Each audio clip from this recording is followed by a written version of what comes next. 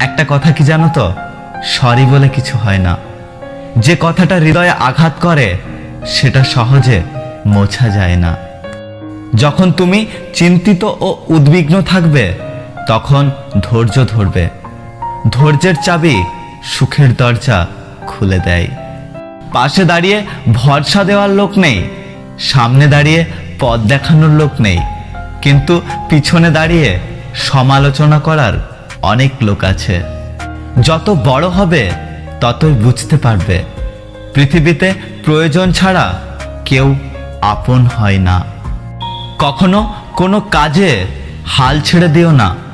মনে রেখো, কাজটা যদি সহজ হতো তাহলে সবাই করত।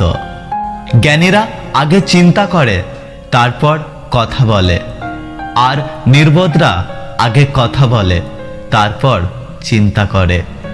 তর্কের চেয়ে নীরবতা ভালো, প্রতিশোধ নেওয়ার চেয়ে রাস্তা বদলে ফেলা ভালো, আর স্বার্থপর মানুষের পাশে চলার চেয়ে একা একা চলা অনেক ভালো।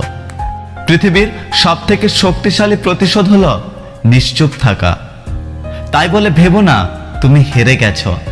মনে রেখো, জবাবটা তুমি নয়, সময় দেবে ঠিক সময়ে। জীবনটা অনেকটা জ্যামিতির উপপাদ্যের মতো। চিত্র দেখলে মনে হয় খুব সহজ, কিন্তু প্রমাণ করতে গেলেই বোঝা যায় কতটা কঠিন।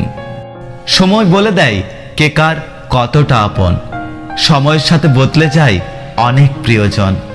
সময়ের সাথে বোঝা যায় কে আপন, কে পর, কে বন্ধু, কে বা স্বার্থপর। কয়লাকে শতবার ধুলেও তার ময়লা যায় না, তেমনি মানুষ বহু শিক্ষিত হলেও তার স্বভাব বদলায় না।